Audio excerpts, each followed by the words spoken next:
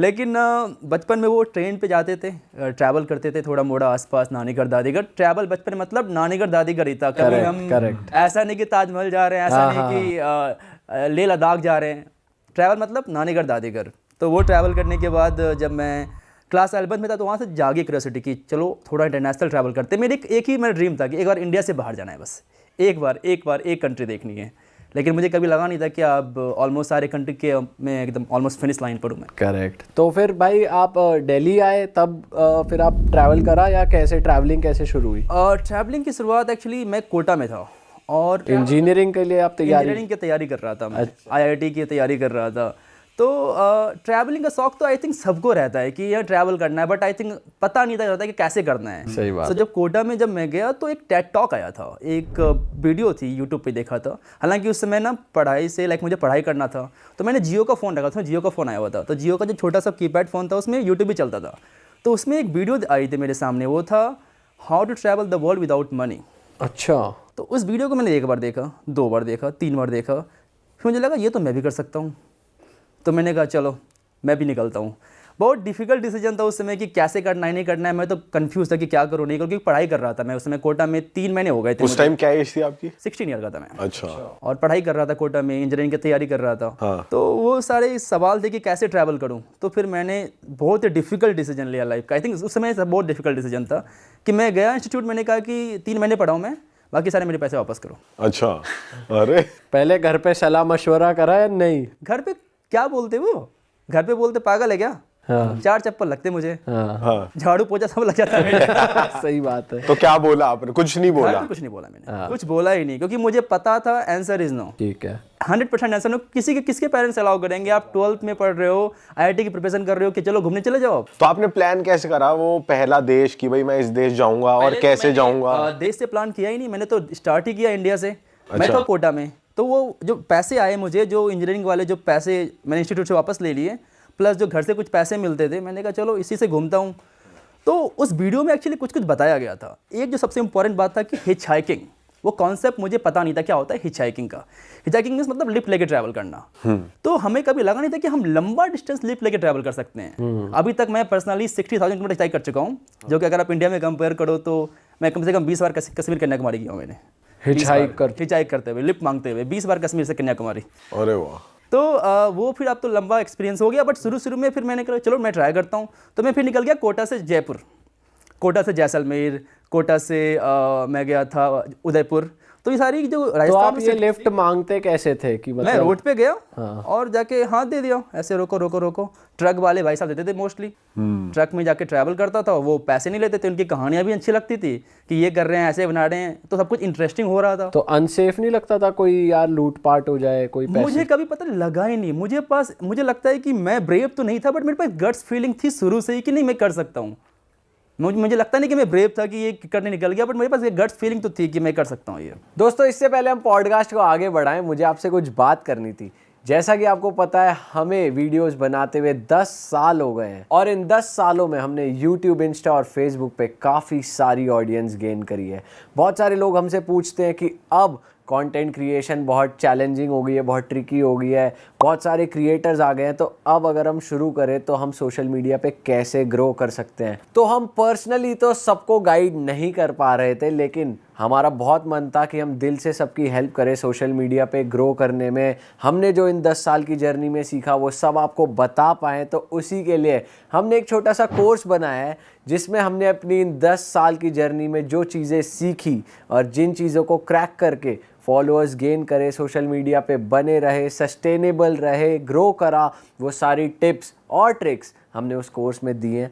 I am sure आप अगर उस कोर्स को देखोगे तो आपकी भी बहुत ज़्यादा हेल्प हो जाएगी। तो आपकी फील्ड कोई भी हो, कंटेंट क्रिएशन आज के टाइम पे एक नीड बन चुकी है अपने बिजनेस को ग्रो करने में, या फिर आपका कोई भी काम हो, अगर वो ऑनलाइन नहीं है तो वो सक्सेसफुल नहीं हो पाएगा आने वाले टाइम में। तो ये कोर्स आपकी मदद करेगा सोशल मीडिया पे आपके हैंडल को ग्रो करने में। तो हमारी वेबसाइट का जो लिंक है वो डिस्क्रिप्शन में भी मौजूद है, यहाँ पर भी लिखा आ रहा है, आप जाइए एक बार जाकर उस कोर्स को एक्सेस कीजिए और अपनी कंटेंट क्रिएशन की जर्नी को शुरू कीजिए। चलो अब बातों को आगे बढ़ाते हैं। तो कभी आपके साथ हुआ नहीं कि जैसे हिच हाइकिंग आप कर रहे हो और कभी कुछ आपके साथ हुआ हो, कुछ ऐसा यादगार पल उस टाइम का? मतलब इतने हिचहाइकिंग करने के बाद एक दो बुरा एक्सपीरियंस हुआ होगा, वो सेक्सुअली मोस्टली था कि अच्छा। यहाँ पे इस कंट्री में ये हो गया कि टच करने का प्रयास कर रहे हैं मेरे वगैरह को। तो एक या दो बार हुआ, कम से कम पता नहीं, मुझे याद भी नहीं, कम से कम 1000 ट्रक्स में तो मैं ट्रैवल किया ही होऊंगा, 1000 में एक दो एक्सपीरियंस होता ही क्या है, तो उसको मैं भूल गया हूँ। तो इंडिया में ही था या इंडिया के बाहर था। अच्छा। इंडिया में ऐसा कभी एक्सपीरियंस नहीं हो रहा मैंने। इंडिया में इनफैक्ट मैं जब हॉस्टल में था, मेरे साथ 3 लड़कियां थी, one from UK and 2 from New Zealand. उनके साथ मैंने हिचाइकिंग की पूरी इंडिया। अच्छा। राजस्थान में जैसलमेर वगैरह गया, उनके साथ हिचाइक करके ट्रक्स पे बैठ के गया, कोई दिक्कत नहीं हुई।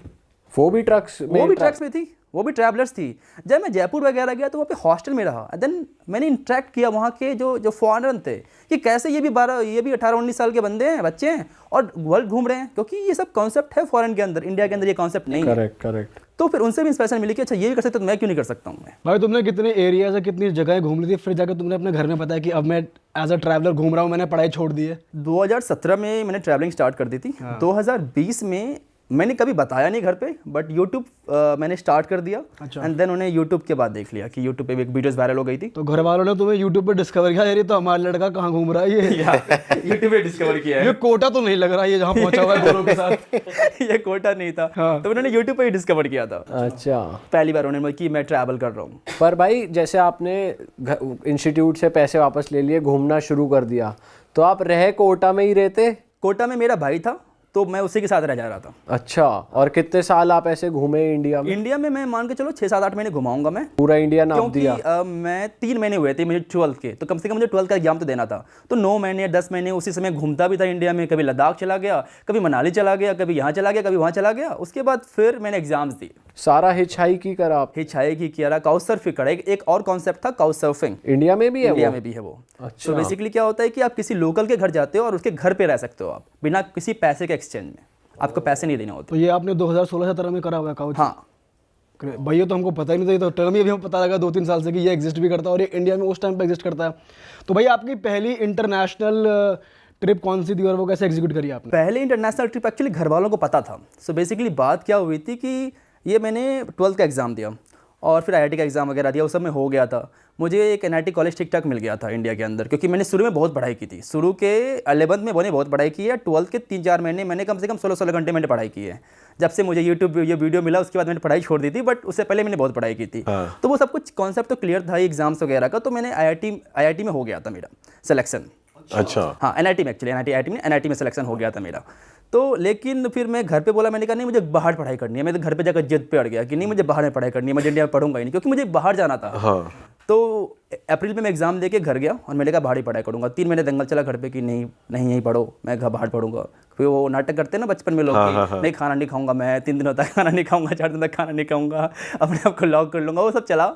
लेकिन फिर उन्होंने फिर कहा एक काम करो, जाके जब पता लगा के आओ कि क्या, क्योंकि पापा को लगता था कि ढूंढ के जो दूर के जो ढोल होते हैं काफ़ी सुहाने लगते हैं। एक बार जाके देख क्या है वहाँ नहीं है। तो मैंने कहा ठीक है आप मुझे कुछ पैसे दो फिर। तो फिर मैंने घर से 30,000 रुपये लिए थे, सिर्फ 30,000 रुपये लिए थे मैंने। और 30,000 रुपये में मैं 1 महीने रशिया घूम के आया था।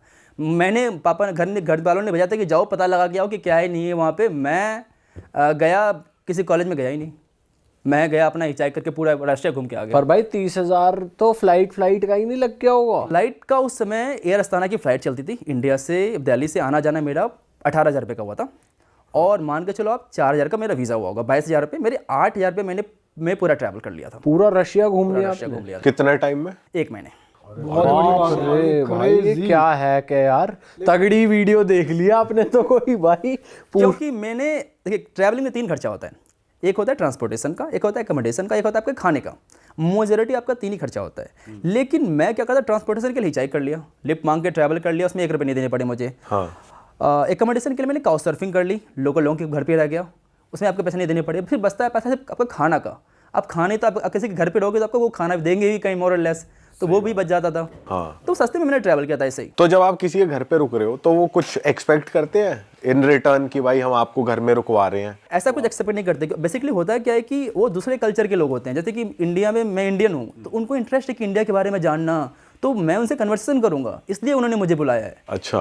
तो वो एक कल्चरल एक्सचेंज के लिए उन्होंने बुलाया था। बट भाई कभी आपको लैंग्वेज बैरियर फील नहीं हुआ किसी और? लैंग्वेज बैरियर तो मैं पहली कंट्री रशिया थी, मुझे रशियन का एक वर्ड नहीं आता था। मैं एग्जांपल देना चाहूँगा, मैं पहली बार रशिया में लैंड किया था मैं, और एक बंदे से मैंने पूछा कि कैसे कहते हो थैंक यू, उन्होंने मुझे गाली सिखा दी।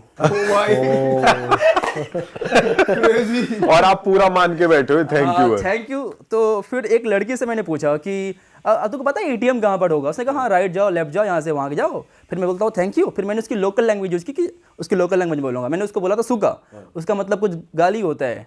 तो वो दोनों हो गया कि लाइक उसने मुझे देखा ऐसे कि मुझे गाली क्यों दे रहा है ये, ऐसे मुझे घूर के देखा, कुछ थप्पड़ वगैरह नहीं मारा। 2-3 के बाद समझ आया कि इसमें कुछ दिक्कत है, क्योंकि मुझे लोग घूर रहे थे, किसी ने मारा नहीं। लेकिन ओ, फिर आपने कंफर्म किससे करा? फिर दूसरे बंदे से कि इसका मतलब क्या होता है? बोलते इसका मतलब गाली होता है, क्यों तू सबको दे रहा है? ये कहा माय गॉड, मुझे पता ही नहीं था। तो ये था मेरा पहला लैंग्वेज बैरियर रशिया के अंदर। अच्छा भाई काउच सर्फिंग करते हुए कुछ बैड एक्सपीरियंस रहा आपका कभी? मोर और लेस मेरा कभी काउच सर्फिंग बैड एक्सपीरियंस नहीं रहा है। अच्छा, ऐसा कुछ बैड एक्सपीरियंस नहीं रहा है मेरा काउच सर्फिंग करते करते। पर भाई आप जैसे 1 महीना आप ट्रैवल किया, आपने पूरा कवर कर लिया रशिया, तो बीच में से हम लोग ट्रैवल करते हैं कभी 20 दिन या 10 दिन, तो हमें तो ये हो जाता है भाई घर की याद आती है, इंडिया जाना है वापस। नहीं वो तो मेरा ड्रीम था ना कि मुझे एक बार बाहर कभी निकलना। माइंड में नहीं आया? कभी माइंड मुझे बोला यहीं रह जाऊं मैं अब तो। बिल्लो जेल से फरार। बिहार का लड़का रशिया पहुंच गया यार। और भाई बड़ी बात है, पापा ने बोला जा पढ़ाई का पता कर गया। हाँ 30,000 रुपए में भाई, 30,000 रुपए में यार, क्रेजी। पहले घर वालों को लगा कि बहुत खर्चे हो जाएंगे। मैंने कहा नहीं मुझे उतना नहीं चाहिए, मेरे को सिर्फ 20,000 रुपये दो, क्योंकि मेरे पास 10,000 बचा हुआ था कोटा से। मैंने कहा 20,000 रुपये दो मुझे, अब बस मैं पता करके आता हूँ। उनको बिलीव नहीं हो कि चले जाएगा 20,000 रुपये में। बट भाई जैसे आप रशिया गए तो इंडियंस तो चलो आप इंडियन से कम्युनिकेट कर सकते हो कि भाई मेरे को यहाँ तक छोड़ दो, वो ट्रस्ट भी कर लेगा मैं यहाँ से हूँ या जो भी है। पर रशियंस ट्रस्ट कर लेते थे इजीली कि भाई हाँ चलो इसको लिफ्ट दे देते हैं, या वहाँ पे ये कल्चर था ही? वो कल्चर एक्चुअली है, इंडिया में ये कल्चर नहीं है, क्योंकि इंडिया में लिफ्ट मांग के कोई ट्रैवल नहीं करता। बट रशिया वगैरह बहुत बड़ी कंट्री है, तो उनके एक्चुअली एक वर्ड है, प्रॉपर वर्ड है कि हिचहाइकिंग मतलब उनके वर्ड में होता है अप तो स्टॉप। अगर आपने किसी को अप तो स्टॉप बोल दिया, इसका मतलब वो क्लियर है कि आप ट्रैवल करोगे, आप पैसे नहीं दोगे। अच्छा, क्लियर है वो उनके लिए। और कभी ऐसा नहीं हुआ कि किसी ने आपसे पैसे मांग लिए हो? रशिया में तो नहीं मांगा, अलग अलग कंट्रीज में तो मांगा है कि हाँ बताओ, क्योंकि उनको समझ में नहीं आता। अच्छा। लेकिन रशिया में कभी नहीं मांगा। जब पहली बार ट्रिप था किसी ने कभी नहीं मांगा।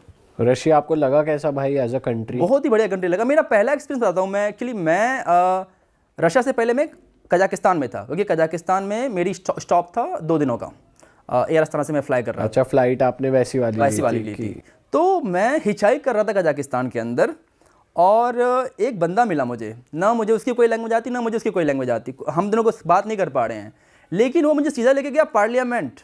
मतलब कौन बंदा है ये? पता चला था ये तो मेयर है सिटी का। और मुझे सीधा पार्लियामेंट लग गया। वो लोग अपना बातचीत कर रहे हैं, तो मीटिंग कर रहे हैं, मैं एकदम बैठा हुआ हूँ। फिर मुझे यहाँ पे छोड़ा, घर पे छोड़ा कि चलो आ जाओ मेरे घर पे आओ, कुछ खाना पीना खाते हैं।